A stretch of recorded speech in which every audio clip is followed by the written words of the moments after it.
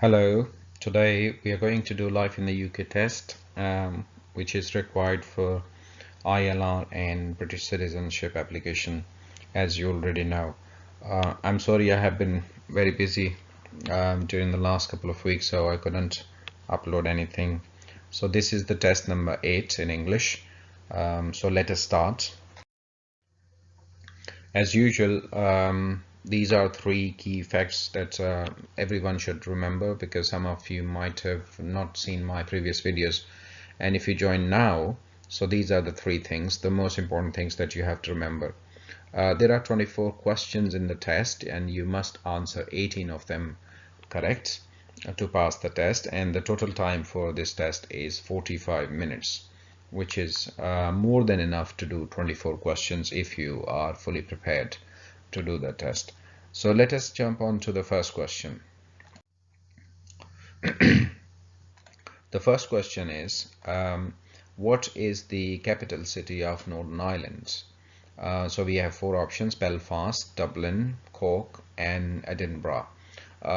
So in this question, obviously the answer is Belfast, but you can prepare three more questions in that. For example, this question be like that: what is the capital city of England? What is the capital city of Wales? And what is the capital city of Scotland? So so you must remember, this is very important question. So if it is Northern Ireland, then you know Belfast. If it is England, then it is London. UK or England is the same. If it is Wales, then it is Cardiff. Okay, and if it is Scotland, then it is Edinburgh, which is here. Okay, so you must know the capital cities of all four countries. So in this case, the answer is Belfast. Our next question is, what name is given to the day when people play jokes on each other until midday? Now, most of you know that this is April Fool's Day, which is the correct answer here. So play jokes, or tell lies, is almost the same thing. If you have a question with lies or jokes or just this type of thing, then April Fool's Day. Now this question sometimes come in a different way, and that is like this. It says that what is the name give, you will have two statements and you have to choose one of them as true. So one of the statements would say that people play jokes on each other the whole day or until midday. The second option would be until midday. So you remember that according to the law, according to the principles, it is only until midday. This is what April Fool's Day is. But if the statement says that people play jokes on each other the whole day, then that is wrong. Okay. Our next question is, who is the fastest person to have sailed around the world single-handed? The question asks you the name of the person who went around the world single-handedly, means on his or her own sailing. Sailing means by ship or by boat. Okay, so it is Dane Ellen MacArthur. Okay, now how do you make a connection? How do you remember? Because there are so many names here, so these are different people. This type of question is always difficult. So what I have thought about is that this person went around the world, okay, single-handedly. For example, this is the world, so she went around the world single-handedly. Okay, so the other name for world is Earth. Okay, so that's the planet Earth. Okay, so we are just trying to figure out something that we can remember this question easily. Now look at that. The person who went around this world or around the Earth is Ellen MacArthur. Now her name starts with E and the planet's name starts with E. So this is how you remember that. But the person who went around the world single-handedly would be somebody whose name starts with an E. Okay, so that's how you do things. Obviously, remembering all the information is difficult. So what you do is you try to create some hooks in your mind where you put these things on.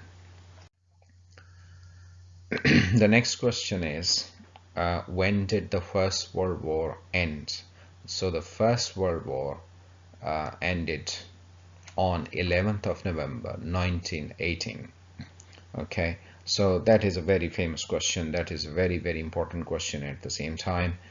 Sometimes the question is, when did the First World War or the Second World War begin or start? So you should remember those things as well. Next question is, what are Welsh cakes made of? Okay, now that is something which very rarely comes in the test. But the important question that usually comes is, what is the national food of England? What is the national food of Scotland? What is the national food of Northern Ireland? And what is the national food of Welsh cakes? No, sorry, Wales. But I tell you, normally the question, what is the national food of Wales, does not come, because the national food has Welsh in it. So that's why they change the question and they say, what are Welsh cakes made of? So they are made of these things: flour, dried fruits, and spices. I'm not saying that you shouldn't prepare this question, but be careful about this. Normally this type of questions you will not have in your exam, but whatever is in the book, there is a chance that it would come. Okay, but you must remember 4 different foods for 4 different countries which are national food. So 4 foods, 4 flours. So these are important things to remember. Next question is, where is the London Eye situated? Okay, so London Eye, obviously, now this is, let's say this is River Thames. Okay, right, now this is the South Bank, and this is the let's say Northern Bank. Okay, so the London Eye is situated on the southern bank. It is in London, obviously, but situated means where exactly it stands. Okay, how do you remember that? Normally this question comes in this way. Choose the correct option. London Eye is situated on the northern bank of the River Thames, or London Eye is situated on the southern bank of River Thames. So the correct answer is southern bank. Okay, here we go. So the word situated has a clue in it. It starts with S, and the situation place, or the place where it is situated, starts with S, which is southern bank. So if there is situated in the question and it is the question about London Eye, then definitely you go for the direction which starts with S. So both of these match. So that's how you remember things. Next, what is the relationship between the monarch and the government? Okay, so monarch is obviously king or queen. Okay, so we are talking about the UK. In this country we have the queen, and the government is obviously headed by the prime minister, which is Boris Johnson at the moment. So in a way, what is the relationship between the queen or the monarchy and the parliament or the government or the prime minister? Okay, so what do they do? The question, this is confusing question, because all of these seem very, very suitable answers for this question. So for example, approve the government's decisions and government policies, looks very nice. Advise, warn, and encourage the government's decisions, very nice candidate. Advise, encourage, and approve government's decisions, or these two look very, very similar. Advise and approve the government's decisions. See, all of them are very, very close, but the answer is this one: advise, warn, and encourage the government's decision. So the queen can advise, okay, go ahead, well done, this shouldn't be this should be like that. Warn means when the queen says, oh, this is a decision you're going to take, it might have its negative impact on the society or on the people or this, that. And encourage, oh, well done, that's a great law, good, carry on. So these type of things. But remember one thing, she has no power to make the law. It is the government, it is the parliament, it is the prime minister. She just needs to approve them, or advise, or warn and encourage. That's it. The next question is, the UK is a constitutional monarchy. This question and the previous question are very similar, but I mean these are there are some clues in the previous question that this is true. Why? Because we talked about the Queen and we talked about the Parliament over there. So constitutional monarchy. Now Constitution is Parliament, okay, and the Queen is monarchy. So if these two have a relationship in the UK, as we did in the previous question, so that means these two things are present in the UK.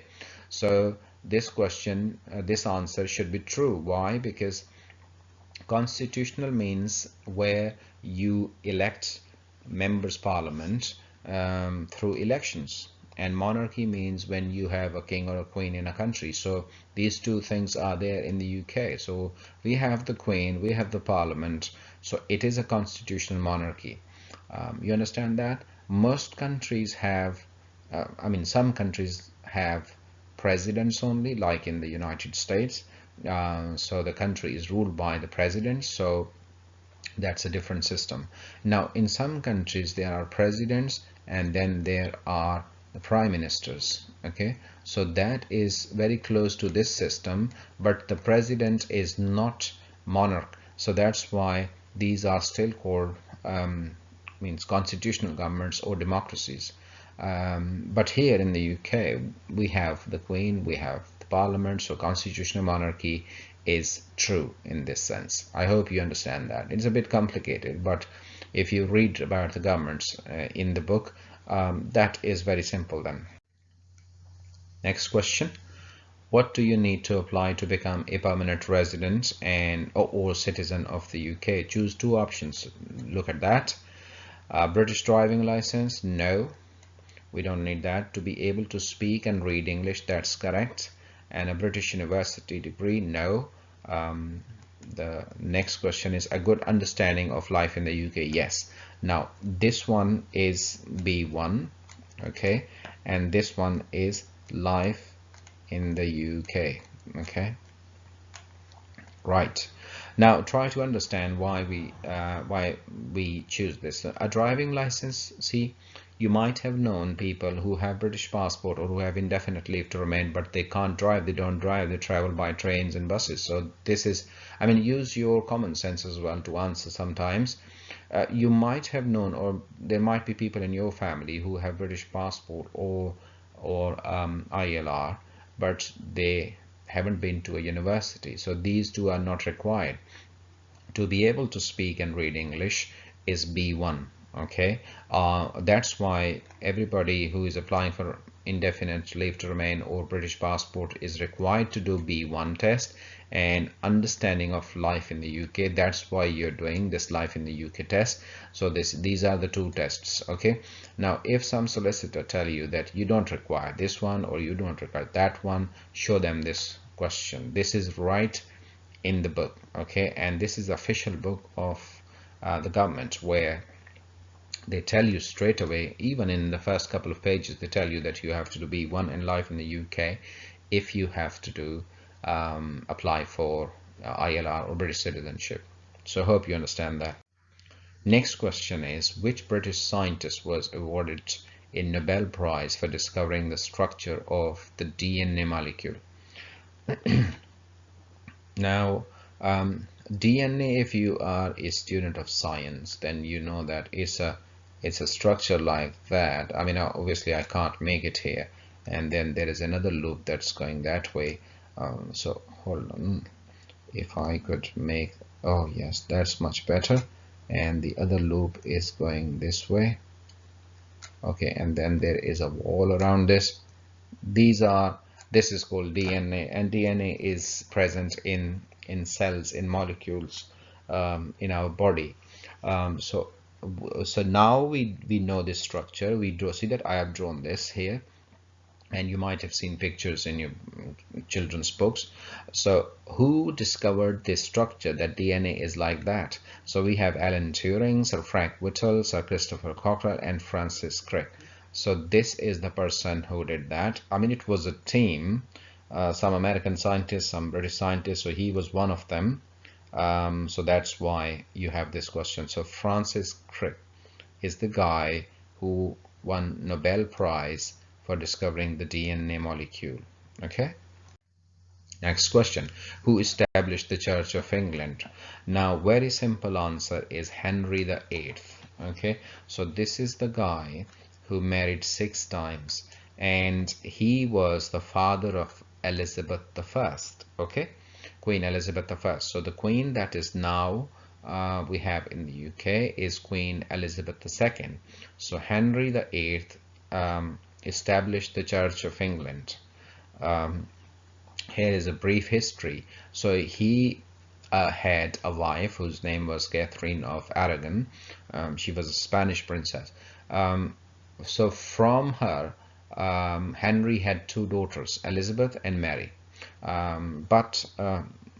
No, sorry, not Elizabeth. She had Mary. Okay, so he wanted a son to become a king after his death, and he wanted to marry Anne Boleyn, or simply you don't have to remember. You have to actually remember that. But he wanted to marry again, but the Roman Catholic Church did not allow him to marry again. So he broke away from Roman Catholic Church and established a church which is called the Church of England, and he became the head of this church, and he allowed himself to marry not only a second time, but then he married 6 times. Okay, so Henry VIII is the guy who established the Church of England. Next question is, when does Lent take place? So Lent is a kind of fasting period for Christians, as Muslims fast for 30 days during Ramadan. So it is exactly the same, but it is 40 days, and it is 40 days before Easter. Okay, so be careful, because this says 40 days after Easter. So sometimes they are very, very close in their wording, so that you might sometimes make a mistake and choose the wrong one. So 40 days before Easter is the period of Lent. Next question is, which of the following national galleries is not located in London? So it is the National Museum which is not located in London. So rest of them are in central London. Okay, so hope you understand that. Next question is, how much can you be fined if you watch TV but you do not have a TV license? If you do not have a TV license but you still watch the TV, then you can be fined up to £1,000. Okay, so be careful about that. Next question, how old is the clock at the Houses of Parliament in London, also known as Big Ben? So the clock is 150 years old. It is also known as Big Ben. Sometimes you have a question like that. The clock in the clock tower of London is 150 years old, or sometimes the second statement would be the clock in the clock tower in London, known as Big Ben, is 100 years old. So which one is the correct option? So you remember that it is 150 years. Next question, member of the European Parliament, MEPs, are elected on the basis of what? Personal achievements? No. Instant runoff? No. First past the post? No. And proportional representation? Yes, that's the right answer.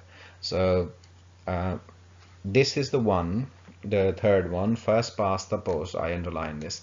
This is used for the British Parliament, okay, where first past the post formula is applied during elections.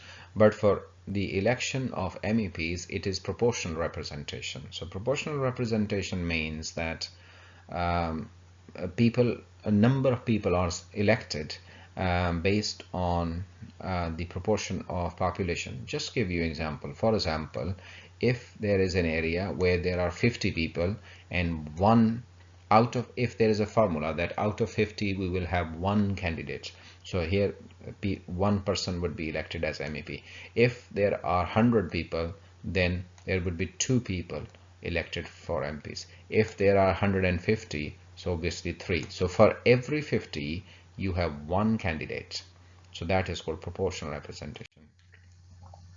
Next, the North Atlantic Treaty Organization is a group of European and North American countries that was created with which 2 purposes? Okay, so North Atlantic Treaty Organization, that is also known as NATO. Okay, so the first and the foremost objective for NATO's establishment was to combine or unite together against any foreign attack. So let's say there are countries, whichever countries are in this, they decided that they won't allow anybody to attack them, and if somebody attacks them, they would combine, they would unite against that enemy and fight together. Okay, so let us say protect and promote human rights. This has nothing to do with human rights. Help each other if they come under attack. This is 1, so we have to choose 2 purposes. Maintain peace between all its members. Looks nice, but let us read the last one. Promote free trade among countries. So it has nothing to do with trade. It is all about war and peace. So you remember that it is all about war and peace. So these 2 are the correct options. Next, the small claims procedure is used in England and Wales for minor disputes for up to less than £15,000, less than £5,000, less than £3,500, or less than £10,000. So the correct answer is less than £10,000. So for example, in England and Wales, if there is a dispute between 2 people or 2 parties which involves £10,000 or less than £10,000, so that would be treated as a small claim procedure. Okay, so that would be dealt as a small claim procedure. But if bigger monies are involved, like £1 million or £500,000, then it is not the small claims procedure. So there is a different procedure to deal with that. Next, what name is given to the period in the 18th century when new ideas about philosophy, politics and science were developed? The Enlightenment, the Glorious Revolution, the Industrial Revolution, Elizabethan. So the Elizabethan is totally nonsense option, so the correct answer is the Enlightenment. Okay, so remember one thing, new ideas. So whenever you think about new idea, think about, oh, it's not a perfect bulb I was trying to make. Okay, so this is a kind of bulb.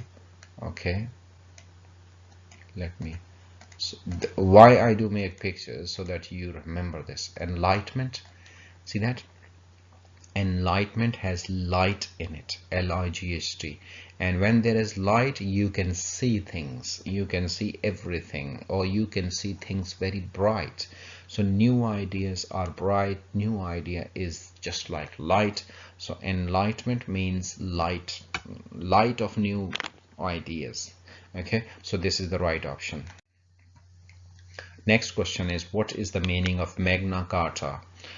It's a bit tricky question. So Magna means big, Carta means agreement or charter.